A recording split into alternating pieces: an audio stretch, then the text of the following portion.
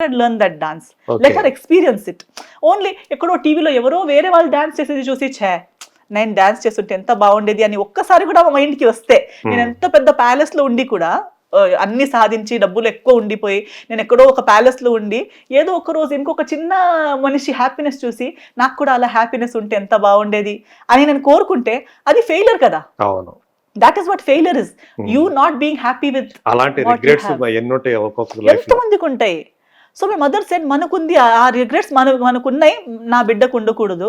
ఆమెకి ఎప్పుడేమున్నా నేను తప్పు చేశాను, అయ్యో ఇది మిస్టేక్ కదా అనే రిగ్రెట్ ఉన్నా పర్లేదు, కానీ నేను అది చేస్తే ఎంత బాగుండే అనే కోరిక ఉండకూడదు. చేసి అయ్యో ఇది చేసి బ్యాడ్ చేశాను, ఇది చెయ్యను అని చెప్తే ఇంకొకసారి చేయకుండా ఉండొచ్చు. అంటే లైఫ్ లో ఎస్తర్ తీసుకున్నటువంటి ఏ డెసిషన్ అయినా సరే జారెట్ గారు అంటే సపోర్ట్ చేస్తూనే వచ్చారు, చేస్తారు. అంటే ఫస్ట్ డిస్కస్ చేస్తారు. ఒక్కవేళ నా డిసిజన్ లో రీజనబిలిటీ లేదు లేదా తప్పుగా ఉంది, అప్పుడు నాకు ఎక్స్ప్లెయిన్ చేస్తారు. ఇది నాకు వద్దనిపిస్తుంది, ఇది బాగాలేదు. She's my greatest critic also. Minuses కూడా నాకు వేరే వాళ్ళు చప్పట్లు కొట్టినా నా మమ్మీ బాగాలేదని చెప్తే నేను నమ్ముతాను. ఎందుకంటే she has seen me from 0 years నుంచి ఇప్పుడు దాకా చూసింది కాబట్టి షీ నోస్ నేను ఒకటి చాలా బాగా చేశానని 10 మందికి అనిపించినా దానికిన్న బెటర్ చేయగలుగుతాననేది ఆమెకి మాత్రమే తెలుసు. So some times if she says లేదు నాకైతే పెద్ద నచ్చలేదు అంటే నిజంగా అది బాగాలేదనే అర్థం. ఎందుకంటే వాళ్ళు నా బెస్ట్ చూడలేదు కానీ మదర్ చూసింది కదా. So when ever it is a wrong decision also she tells me. అంటే మీరు లైఫ్ లో తీసుకున్న ఏదైతే ఉందో 2019 లో ఫస్ట్ ఆమెకి చెప్పినప్పుడు ఏమన్నారు? అవునా, హెసిటేట్ చేశారా లేకపోతే సపోర్ట్ చేశారా? అట్లాంటిది ఏదైనా ఆలోచించుకోమన్నారా? అంటే నేను ఇప్పుడు చెప్పేటప్పుడు నేను సడన్ గా ఇప్పుడు డైరెక్ట్ గా చెప్పాను. ఇప్పుడు నేను సినిమా గురించి చెప్పినప్పుడు కూడా చూడండి, నేను స్టేజ్ 1 నుంచి డైలీ చెప్తూ ఉంటాను. సో మా మదర్ కి కానీ మా ఫాదర్ కి కానీ ఏది కూడా సడన్ గా తెలియదు, ఎవ్రీడే తెలిసి ఉంటుంది. ప్రతిదీ తెలిసి ఉంటుంది. సో హైడ్ చేయడం అనేది ఏమీ లేదు. ఇప్పుడు నేను ఇక్కడ ఇవన్నీ ఈ రోజు జరుగుతుంది కదా, నేను సాయంత్రం ఇంటికి కాల్ చేసేటప్పుడు అన్ని చెప్తాను. ఇక్కడ ఒక ఇంటర్వ్యూ అయింది, తర్వాత అలా వెళ్ళాను అటు. సో ఓవరాల్ గా ఫేసెస్ తెలుసుండవు కానీ నేమ్స్ అంటే మీ డైరీ అంతా తెలిసి ఉంటుంది. సో నేను సడన్ గా చెప్పేది వాళ్ళకి సడన్ గా షాక్ అయ్యేది అనేది లేదు. They know everything happening in my life. So we're very and I also know everything. అక్కడ ఏమేమి జరిగింది అనేది కూడా వాళ్ళు కూడా నాకు చెప్తారు.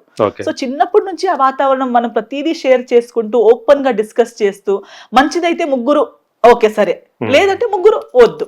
సో మీరు ఏదైతే ఉందో లైఫ్ లో అది మీ మ్యారేజ్ ఏదైతే ఉందో అది విత్ ఇన్ 6 months లోనే అది ఫెయిల్ అయినప్పుడు పేరెంట్స్ గా వాళ్ళు ఎలా ఫీల్ అయ్యారు? వాళ్ళు అంటే వాళ్ళే చెప్పారా? అంటే మీరు వాళ్ళతోటి అది డిస్కస్ చేసినప్పుడు నేను ఇంకా వద్దనుకుంటున్నాను అన్నప్పుడు వాళ్ళు ఏం చెప్పారు? వాళ్ళు ఫస్ట్ వద్దనుకుంటున్నానని నేను చెప్పలేదు, జరిగింది మాత్రమే చెప్పాను. ఇది ఇలా జరుగుతుంది, కరెక్ట్ అవ్వట్లేదు,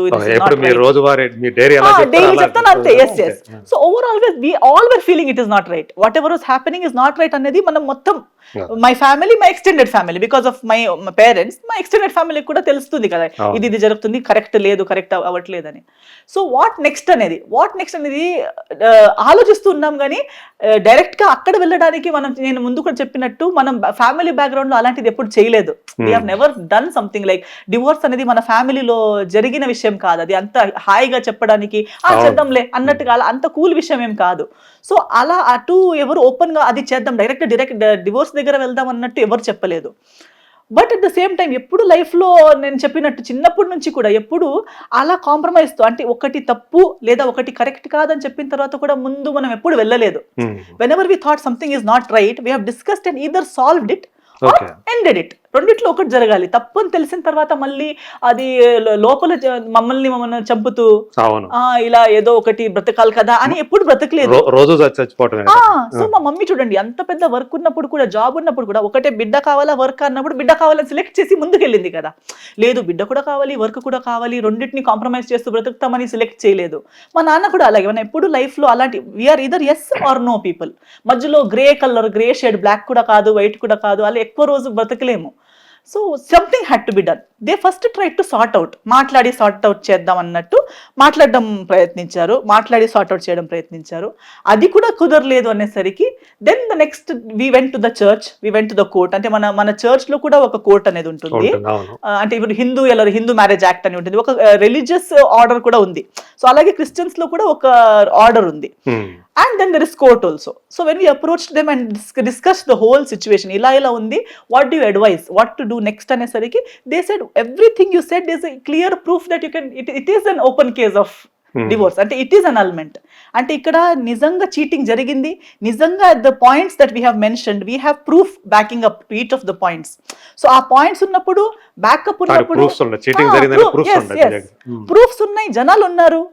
so when everything is there, మళ్ళీ మీరు ఇంత ఉండి కూడా ఉండటం అంటే ఇట్ ఈస్ రియలీ ఏదో మనం తప్పు చేసి అలాంటి మజ్బూరీ ఉంటే మాత్రమే ఉండాల్సి వస్తుంది, కానీ లేకపోతే ఉండే అవసరం లేదు. లీగలీ కూడా ఉండే అవసరం లేదు, రిలీజియస్లీ కూడా ఉండే అవసరం లేదు. ఇన్ ఎవ్రీ వే నీట్గా గొడవలు లేకుండా బ్రేక్ అయ్యే సిచ్యువేషన్ అది. సో వాళ్ళందరూ ఒకటే కూతురు, మీరింత ప్రశాంతంగా ఉన్న ఫ్యామిలీ, మీకు ఇవన్నీ డ్రామాలు ఎందుకు కావాలి? అవసరమా? మీరు హ్యాపీగా ఉండేవాళ్ళు కదా. సో మీకు ఇప్పుడు క్లియర్ గా తెలిసింది ఇది రాంగ్ రూట్ అని, సో వదిలేయడమే బెటర్ కదా అన్నట్టుగా ఒక యునానిమస్ మన కమ్యూనిటీ నుంచి కానీ ప్రతి యాంగిల్ నుంచి అందరూ అడ్వైస్ చేసిన తర్వాత దెన్ వి వెంట్ ఫార్వర్డ్.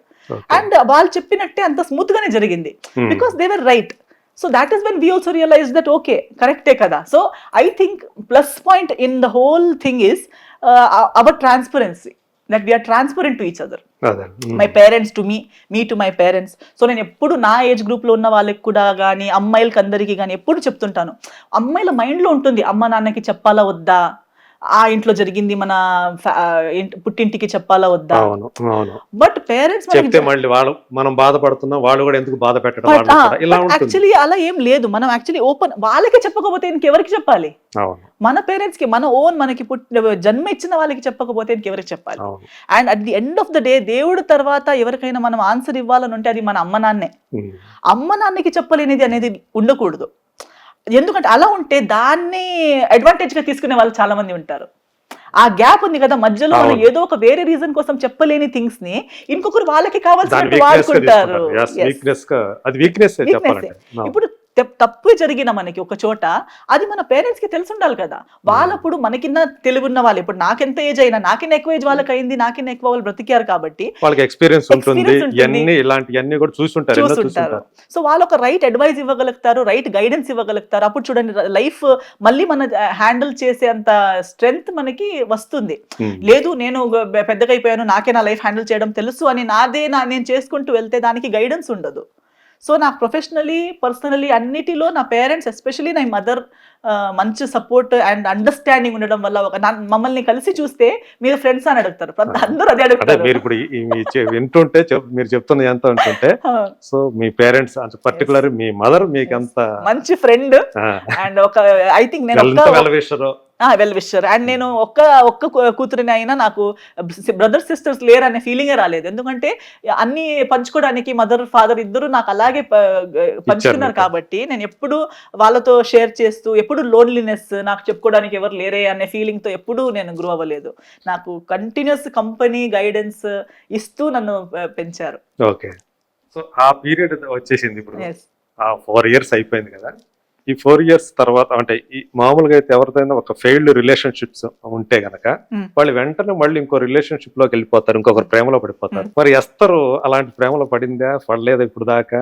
లేదండి, యాక్చువల్లీ అప్పుడు కూడా ఐ థింక్ నేను చిన్నప్పటి నుంచి నేను మీకు చెప్పాను కదా, ఈ ఫీల్డ్ లోనే ఉండడం వల్ల అయి ఉండొచ్చు, లేదా నేను focused, always brain is busy.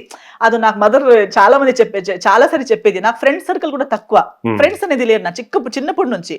So అందరు అడిగితే ఏంటి అంటే మీరు అన్నట్టు మదరే అన్ని మదర్ లేకపోతే నా mind is busy, I'm singing, I'm dancing. And నేను అప్పుడు చిన్నప్పటి నుంచి క్లాసెస్ కి వెళ్ళేదాన్ని. So piano class, dance class, music class, నా టీచర్స్ వాళ్ళతో. సో నేను కలిసే నేను మాట్లాడే people are older then me, I'm talking to them, I'm learning from them. So ఆ మెచ్యూరిటీ అనేది అప్పటి నుంచి. సో నాకు నా ఏజ్ వాళ్ళతోనే కలిసి ఏదో ఒక పిచ్చిగా చేయమంటే నేను ఒప్పుకునేదాన్ని కాదు. వద్దు, వాళ్ళు ఏదేదో చేస్తున్నారు, నేను వెళ్ళను అని చెప్పేదాన్ని. మమ్మీతోనే కూర్చుంటాను, వాళ్ళు ఏదేదో చేస్తున్నారు మమ్మీ, నేను వెళ్ళను అని. సో అప్పుడు నా మమ్మీ చెప్పేది, ఇది ఎలా అయిపోయిందంటే రేస్ గుర్రం ఉంటుంది చూడు, దానికి రేస్కి వెళ్ళడమే పిచ్చి. మళ్ళీ ఆగు, అటు వెళ్ళు, ఆ ఆవులతో ఆటలాడంటే నాకు వద్దు మమ్మీ, వాళ్ళతో పడదు నాకు.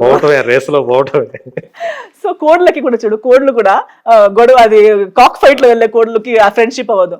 సో అలా అవుతాయేమో నువ్వు, అలాగే అవుతున్నట్టు కనిపిస్తున్నాయి నాకు అని చెప్పేదాన్ని. కానీ అలా లేదు. బట్ ఐ థింక్ నేను ప్రీవియస్లీ కూడా నేను చెప్పినట్టు ఆ marriage also was not because of a relationship. I'm yes or no person. ఒకరు నా లైఫ్ లోకి వచ్చారు. లవ్ అంటే నాకేదో ఇలా చేతులు పట్టుకొని ఎక్కడో కాఫీ తాగి నేను తిరగడానికి వెళ్ళాడు అంత టైం, పేషెన్స్, మైండ్ సెట్ నాకు లేదు. అలా చేయాలని ఉంటుంది, కానీ దానికి ఒక వేవ్ లెంత్ కనెక్ట్ అవ్వాలి. That my likes and that persons likes, interest అన్ని కలిపి ఎక్కడో ఒక చోట వెళ్ళాలనిపిస్తే then it is an organic thing. ఏదో అందరూ వెళ్తున్నారు మనం కూడా వెళ్ళాలి అన్నట్టు అలాంటి ఫీలింగ్స్ నాకు ఉండదు.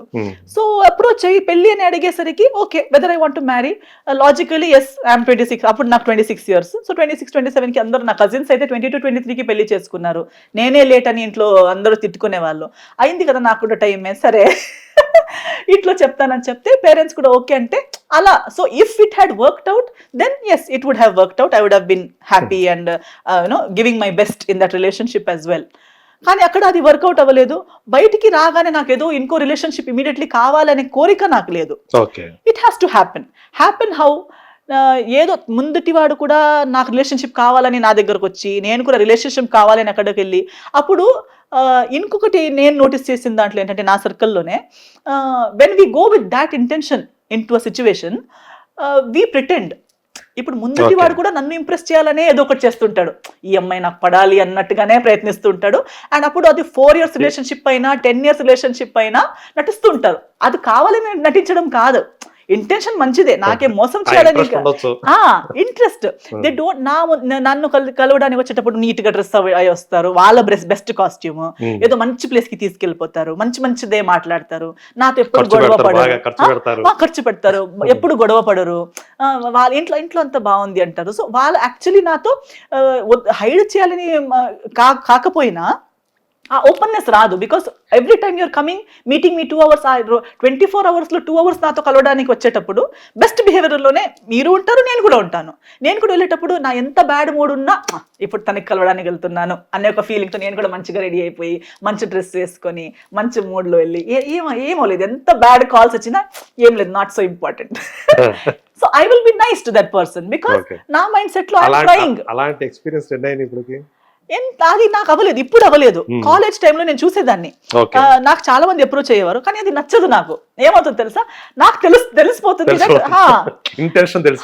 I know that he's trying to impress me, and అది నాకు ఆఫ్ అయిపోతుంది, ఇంప్రెస్ అవ్వదు నాకు. ఇన్ఫాక్ట్ అది ఆపోజిట్ అయిపోతుంది, నాకు బ్యాడ్ ఇంప్రెషన్ వచ్చేస్తుంది. అరే he's trying too much, and వాళ్ళు ఎంత ఎక్కువ ట్రై చేస్తారో నాకు అంత ఇంట్రెస్ట్ తగ్గిపోతుంది. సో నాకు ట్రై చేయడం అనేది నాకు నచ్చదు. సో ఎవరైనా నాకు వెరీ గుడ్ లుకింగ్ వచ్చి మళ్ళీ నాకు ట్రై చేస్తాను అనేసరికి నా మూడ్ ఆఫ్ అయిపోతుంది, అయ్యో ట్రై చేస్తున్నాను అలా అవ్వకూడదు. ఎంతమంది ఇదైపోయి ఉంటారు. నా కాలేజ్ నా ఫ్రెండ్ కూడా చెప్పేవారు, నాకు బెస్ట్ ఫ్రెండ్ ఒకడు ఉన్నాడు మానస్ అని. సో కాలేజ్ టైం నుంచి ఇప్పుడు దాకా ఫ్రెండ్సే. వాడు ఇప్పుడు కూడా అంటుంటాడు, నీకు ఆ కాలేజ్ లో ఎన్ని మంది అడగలేదు, ఎంతెంత బాగుండేవాళ్ళు. తను చెప్పేవాడు, ఓకే చెప్పు బాగుంటాడు, బాగున్నాడు, ఇతను ఏ అచ్చారేగా బాంబేలో చదివాం కదా, ఈజ్ ఆల్సో ముంబై ఎట్. అందరం చూస్తే ఇతనికి ఎవరైనా చెప్తారు, నువ్వు చెప్ప